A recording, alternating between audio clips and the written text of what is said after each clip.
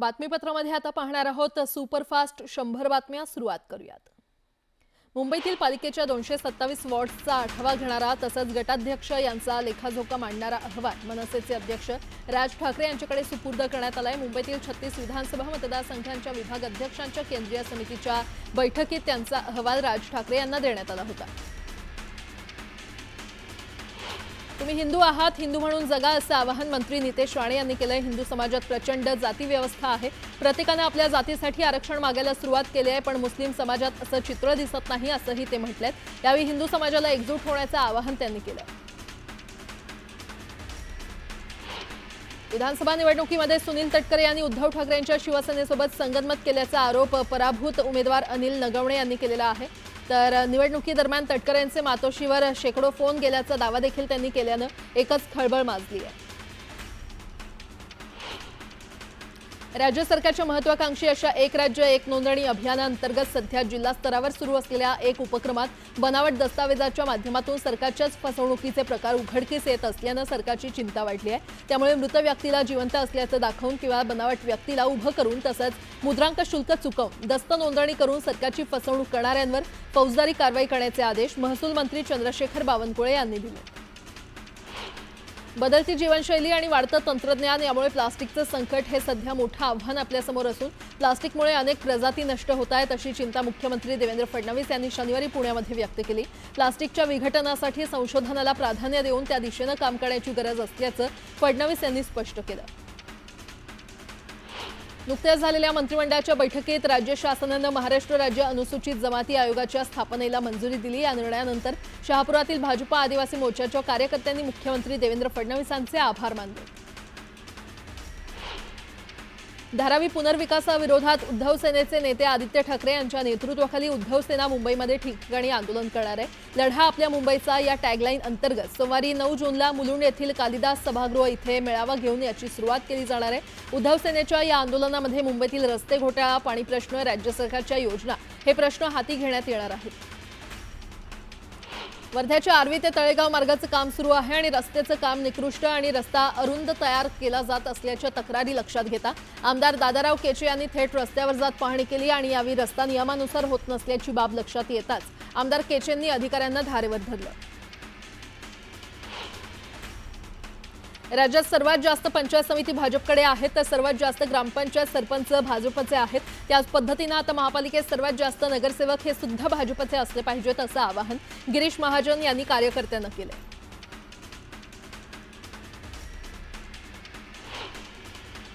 लातूर जिल्हा भाजपचे नवनियुक्त ग्रामीण जिल्हाध्यक्ष माजी मंत्री बसवराज पाटील मुरुमकर तसंच भाजप शहर जिल्हाध्यक्ष अजित पाटील कवेकर यांनी जिल्ह्यातील पदाधिकाऱ्यांसोबत बैठक घेतली। या बैठकीमध्ये स्थानिक स्वराज्य संस्थेच्या निवडणुकीचा आढावा घेण्यात आला। राज्यातील काही आमदारांनी उपमुख्यमंत्री आणि वित्तमंत्री अजित पवार निधी देत नसल्याच्या तक्रारी केल्या आहेत। यावर आता मंत्री शंभूराज देसाई यांनी स्पष्ट प्रतिक्रिया दिली आहे। असं काही असेल तर आम्ही सर्वजण एकत्र येऊन त्यांच्याशी बोलू, कोणताही आमदार निधीपासून वंचित राहणार नाही असं स्पष्टीकरण त्यांनी दिलं। सांगलीच्या कृष्णा काठावर आफ्रिकन चातक पक्षाचं आगमन झालंय। हा चातक पक्षी सध्या पलूस तालुक्यातील कृष्णा काठावर बनचप्पा बनी दाखल झालेला आहे। या चातक पक्षाचा मुक्काम जून ते सप्टेंबर म्हणजे संपूर्ण पावसाळ्यात राहणार आहे।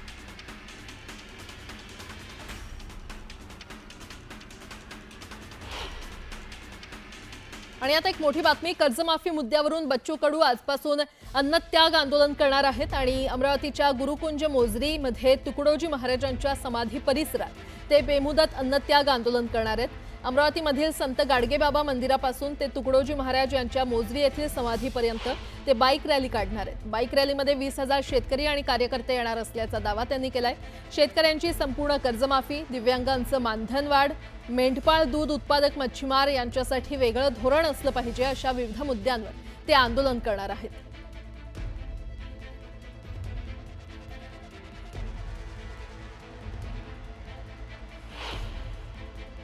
सरकारनं जर लक्ष दिलं नाही, कारण जाती ओबीसी मराठा असेल किंवा धार्मिकता असेल प्रचंड, याच्यामध्ये मुद्द्याची लढाई आम्ही लढतोय। या कष्टकऱ्यांचा आवाज होऊन पाहतोय। ते जर सरकारनं लक्ष दिलं नाही तर जिथपर्यंत मागण्या पूर्ण होत नाही तोपर्यंत आम्ही हटणार नाही। वेळ आला तर तिथून अंतयात्रा निघाल तरी 72 पण आम्ही आता मागे हटणार नाही, हा आमचा निर्धार आहे.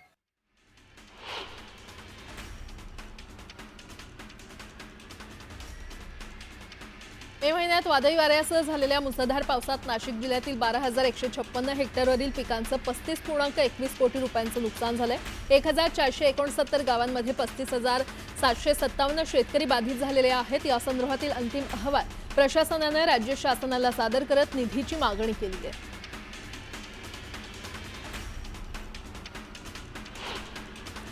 पाच दिवसांच्या विश्रांतीनंतर येवल्याच्या ग्रामीण भागाला वादळासह पावसाचा तडाखा बसला. नगरसूल, अंदरसूल, गवंडगाव या भागात पाऊस झालेला आहे. या ठिकाणी घराचं छत कोसळून 2 वयोवृद्ध आणि एका लहान मुलगी जखमी झालेली आहे. आंब्याच्या हंगामातही केळीला चांगला दर मिळतोय. जूनच्या पहिल्या आठवड्यात 1,650 रुपये प्रति क्विंटलनं भाव मिळतोय. नाशिक जिल्ह्यामध्ये कांद्याला समाधानकारक दर मिळतोय. कांद्याला कमीत कमी 800 रुपयांपासून ते सरासरी 1400 रुपयांपर्यंत दर मिळाला. राज्यातील बाजार समित्यांमध्ये तुरीच्या आवकेमध्ये मोठी घट झाली आहे. बाजार समितीमध्ये 269 क्विंटल आवक झाली आहे. सर्वसाधारण दर हा 6,408 रुपये प्रति क्विंटल इतका मिळाला आहे. मावळमध्ये लोहगड किल्ल्यावर सतत पडणाऱ्या पावसामुळे किल्ल्याच्या काही भागात भूस्खलन झालं. यामध्ये कोणतीही जीवितहानी किंवा वित्तहानी झाली नाही. लोहगड किल्ल्याच्या पायथ्याला 2 गावं वसलेली इथे 600 ते 700 ग्रामस्थ वास्तव्यास आहेत.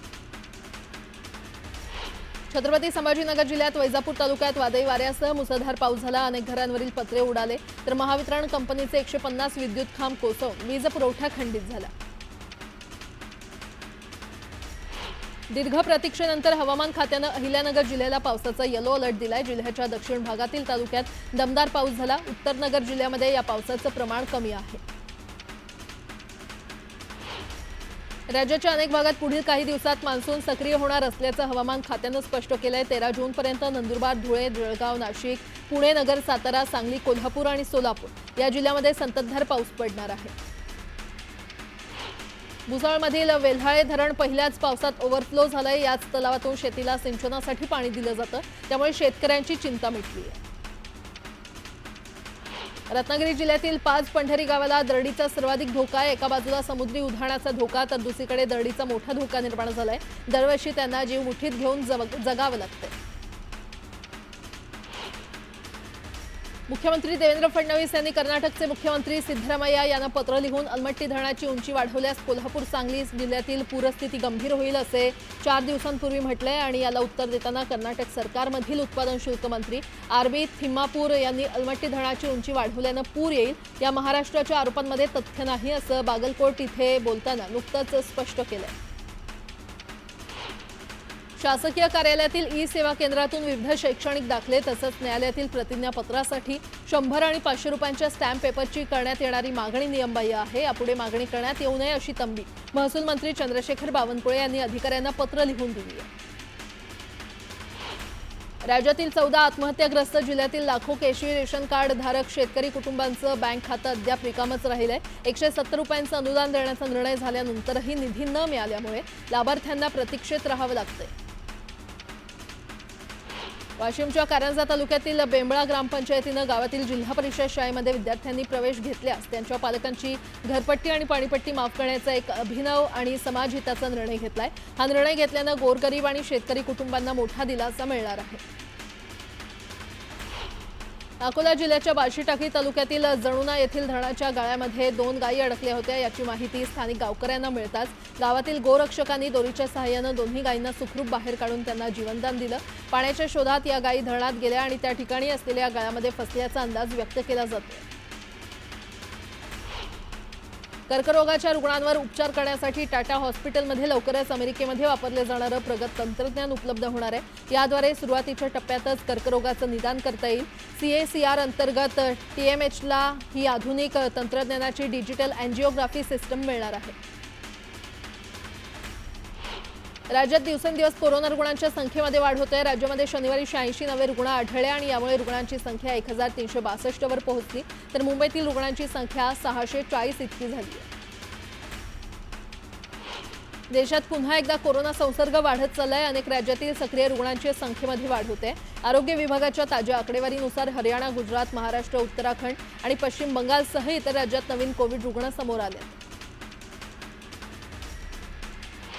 नवी मुंबईमध्ये 44 कोरोनाचे रुग्ण आढळून आले असून एकूण 18 रुग्ण बरे झालेले आहेत। शहरातील ठराविक एखाद्या ठिकाणी हे रुग्ण आढळले असून तर विविध ठिकाणी 2 ते 3 रुग्ण आढळून येत आहेत, अशी माहिती वैद्यकीय आरोग्य अधिकाऱ्यांनी दिली आहे।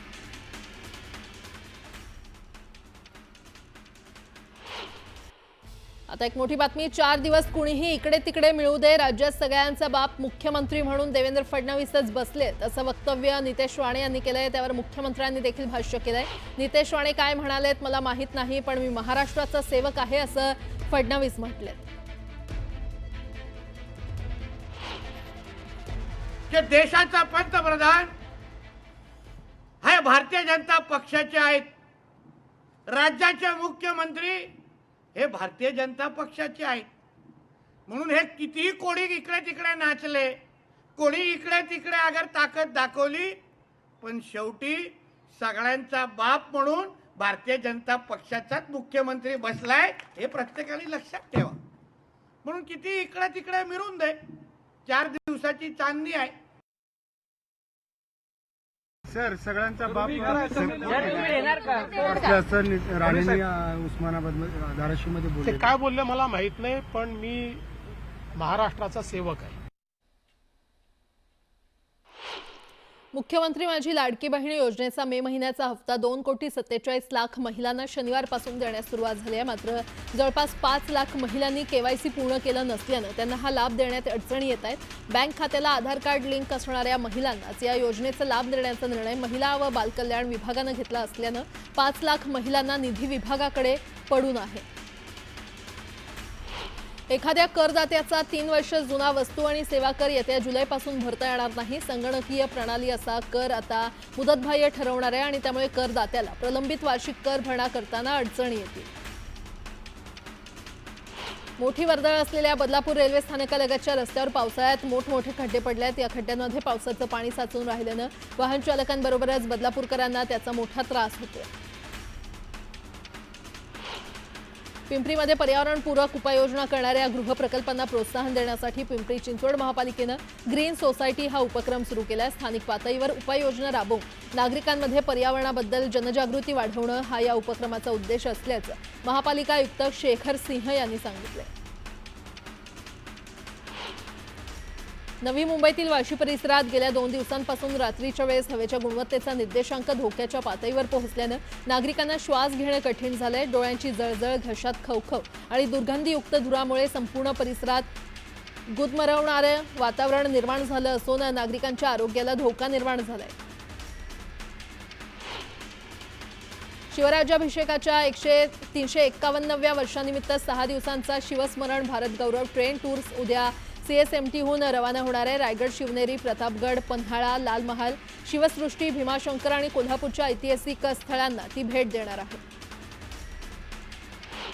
एसटी महामंडळाच्या आर्थिक स्थितीमध्ये सुधारणा करणं आणि उत्पन्न वाढीस चालना देणं या हेतूनं उत्पन्न वाढीबरोबर विधित अनावश्यक खर्चात कपात करण्यासाठी उपाययोजना केल्या जात आहेत। राज्यात पहिल्या आलेल्या धुळे, नंदुरबार विभागाचा पॅटर्न सगळीकडे वापरणं महत्त्वाचं आहे, असं प्रतिपादन परिवहन मंत्री आणि एसटी महामंडळाचे अध्यक्ष प्रताप सरनाईक यांनी केलं। ई रिक्षा परवान्यासाठी माथेरानमधील हात रिक्षा चालक सोमवारपासून बेमुदत उपोषण करणार आहेत। हात रिक्षा शहरातून हद्दपार व्हाव्यात अशी त्यांची भूमिका आहे। घनकचरा व्यवस्थापन शुल्क आकारणीस मुंबई पालिकेनं स्थगिती दिलेली आहे। मात्र शुल्क आकारणीबाबत नागरिकांच्या सूचना आणि हरकतींचं प्रमाण पाहता या शुल्काबाबत मुंबईकरांमध्ये कमालीची उदासीनता असल्याचं दिसून आलंय। 1,20,00,000 लोकसंख्येच्या या शहरातील फक्त 2,700 नागरिकांनी आपले मत नोंदवले। वर्सोवा, अंधेरी, घाटकोपर मुंबई मेट्रो 1 मार्गिकेला 11 वर्ष पूर्ण होत आहेत आणि या कालावधीत या मेट्रो मार्गिकेवरून 111 कोटी प्रवाशांनी प्रवास केलाय। मेट्रोच्या 16 गाड्यांच्या माध्यमातून 12,66,000 फेऱ्यांमधून प्रवाशांनी हा प्रवास केलेला आहे। मध्य रेल्वेकडून प्रवाशांच्या फायद्यासाठी छत्रपती शिवाजी महाराज टर्मिनस मुंबई मडगाव इथून एकेरी विशेष ट्रेन चालवली जाणार आहे। ही ट्रेन छत्रपती शिवाजी महाराज टर्मिनस इथून 14 जून रोजी सकाळी 7:30 वाजता सुटेल। सांगली जिल्ह्यामध्ये मे महिन्यात विक्रमी जीएसटी संकलन झालंय। मे महिन्यामध्ये 189 कोटी जीएसटी संकलन झालेलं आहे। गेल्या आर्थिक वर्षात मे महिन्यातील 135 कोटी महसुलापेक्षा यावर्षी सुमारे 54 कोटी म्हणजेच 40% वाढ झाली आहे। गेले 3 वर्ष महाड औद्योगिक वसाहतीमधील मुख्य रस्त्याचं काम रखडलंय। सुरुवातीला डांबरीकरण आणि आता कॉन्क्रिटीकरण, त्यामुळे रस्त्याची पूर्ण वाताहत झाली आहे। पावसाळ्यात खड्डे आणि चिखल्यामुळे नागरिक त्रस्त झाले। मुंबईत एका सार्वजनिक शौचालयावर सरासरी 86 लोकांचा भार आहे। त्यामुळे महापालिका लॉट 12 अंतर्गत 14,166 शौचकूप बांधते, तर वस्ती सुधार अंतर्गत 68 सार्वजनिक शौचालयांचे ब्लॉक युनिट पूर्ण झालेले आहेत आणि 62चं काम सुरू आहे। पावसाळी बंदी काळातही अवैधरित्या मासेमारी करणाऱ्या 5 बोटींवर दंडात्मक कारवाई करण्यात आलेली आहे। ही कारवाई मागील 7 दिवसात उरण, मुंबई, रायगड या समुद्रात करण्यात आली आहे। यंदाच्या गणेशोत्सवात गणरायाची मूर्ती पीओपीची की शाडूची याचा फैसला उद्या होणार आहे। मुंबई उच्च न्यायालयामध्ये उद्या याबाबत सुनावणी होणार आहे। मात्र राज्य सरकारनं पीओपी बंदी लागू केल्यास मुंबईतील विविध मंडळांचे राजे आपल्या नेहमीचीच भव्यता आणि उंची राखून शाडूच्या मूर्तीत दिसू शकतात। मिठी नदी गाळ काढण्यात झालेल्या सुमारे 65 कोटी रुपयांच्या गैरव्यवहार प्रकरणी सिने अभिनेता दिनो मोरिया याला ईडीनं चौकशीसाठी पुढील आठवड्यात हजर राहण्याचे समन्स जारी केलेलं आहे। याला चौकशीनंतर त्याच्यावर अटकेची कारवाई होण्याची शक्यता आहे। सातारा जिल्ह्याच्या समृद्ध साहित्य परंपरेला न्याय देत अखिल भारतीय मराठी साहित्य संमेलनाचं 99वे पर्व साताऱ्यामध्ये भरावं अशी अनेक वर्षांपासून मागणी होते। अभा मराठी साहित्य महामंडळाच्या स्थळ निवड समितीनं शनिवारी साताऱ्याला भेट दिली। या समितीनं राज्याचे सार्वजनिक बांधकाम मंत्री शिवेंद्रराजे भोसले यांची भेट घेऊन सविस्तर चर्चा केली आणि हे संमेलन साताऱ्यामध्ये होण्याची शक्यता असून याबाबतची घोषणा आज पुण्यामध्ये होण्याची चिन्ह आहे। मध्य आणि पश्चिम रेल्वेवर विविध अभियांत्रिकी आणि देखभालीची कामं करण्यासाठी आज मेगा ब्लॉक घेण्यात येणार आहे। त्यामुळे लोकल सेवा विस्कळीत होण्याची शक्यता आहे। विद्याविहार आणि ठाणे स्थानकादरम्यान 5व्या आणि 6व्या मार्गावर मेगा ब्लॉक घेण्यात आलाय। पनवेल आणि वाशी स्थानकादरम्यान अप आणि डाऊन मार्गावर मेगा ब्लॉक घेण्यात आलेला आहे। मुंबई समृद्धी महामार्गावरील इगतपुरी आमणे हा शेवटचा टप्पा गुरुवारी संध्याकाळी वाहतूक सेवेमध्ये दाखल झाला। हा टप्पा वाहतूक सेवेमध्ये दाखल झाल्यानं संपूर्ण समृद्धी महामार्ग वाहतुकीसाठी खुला झालाय। त्यामुळे आता समृद्धी महामार्गावरील वाहनांच्या संख्येत वाढ होण्यास सुरुवात झालेली आहे। पहिल्या दिवशी 24 तासात या महामार्गावरून तब्बल 38,987 वाहनांनी प्रवास केला। यापैकी 5,000 वाहनं नव्यानं वाहतुकीसाठी खुल्या झालेल्या इगतपुरी आमणे टप्प्यावरून धावली।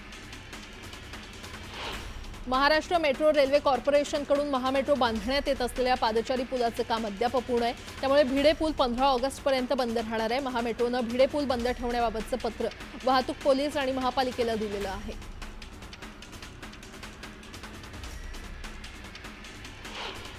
हडपसर येथील प्रवाशांना मेट्रोची सेवा मिळण्यासाठी हडपसर, गाडीतळ, मगरपट्टा ते कल्याणी नगर मेट्रो स्थानक अशी पूरक सेवा पीएमपीनं सुरू केली। त्यामुळे हडपसरमधील प्रवाशांना कल्याणी नगर मेट्रो स्थानकापर्यंत सुकर प्रवास करता येणार आहे। या निर्णयामुळे पुणेकरांना मोठा दिलासा मिळाला। मुंबई पुणे द्रुतगती महामार्गावरील प्रवास अधिक वेगवान होणार आहे। आता 6 पदरी असलेला हा महामार्ग 10 पदरी करण्याचं नियोजन आहे। या प्रकल्पासाठी एकूण 14,000 कोटी रुपये खर्च अपेक्षित आहे। विद्यार्थ्यांच्या सुरक्षिततेसाठी शालेय बस चालकांची पार्श्वभूमी तपासणं, दर आठवड्याला त्यांची मद्यपान आणि औषध चाचणी करण्याचा निर्णय शालेय शिक्षण विभागानं घेतलाय। शालेय विभागानं जारी केलेले नवीन नियम राज्यातील सर्व शाळांना लागू करण्यात आलेले आहेत। व्यवसाय शिक्षण आणि प्रशिक्षण संचालनालयानं राज्यातील कौशल्य शिक्षण देणाऱ्या ITI मधील विविध अभ्यासक्रमांचं सुधारित वेळापत्रक जाहीर केलंय। सुधारित वेळापत्रकाप्रमाणे विद्यार्थ्यांना 26 जूनपर्यंत अर्ज करता येणार असून प्राथमिक गुणवत्ता यादी 30 जून रोजी जाहीर करण्यात येणार आहे। तसंच पहिली गुणवत्ता यादी 9 जुलै रोजी जाहीर करण्यात येणार आहे। 11वीसाठी ऑनलाईन प्रवेश प्रक्रियेमध्ये ज्यांचे प्रवेश अर्ज पूर्ण असतील त्यांना 5ही प्रवेश फेरीमध्ये नोंदणी करता येणार आहे। तसंच महाविद्यालयाचा पसंतीक्रम देखील भरता येणार आहे। CBSE तत्सम मंडळांच्या कनिष्ठ महाविद्यालयामध्ये जर ATKT सवलत लागू असेल तर त्याच मंडळाच्या महाविद्यालयांमध्ये 11वी प्रवेशासाठी ATKT लागू असेल। शासकीय औद्योगिक प्रशिक्षण संस्थेमध्ये आता कृत्रिम बुद्धिमत्ता अभ्यासक्रम देखील सुरू होणार आहे। बदलत्या काळाशी सुसंगत शिक्षण देण्यासाठी आणि विद्यार्थ्यांच्या मागणीनुसार AIचा अंगीकार करण्यात आलेला आहे।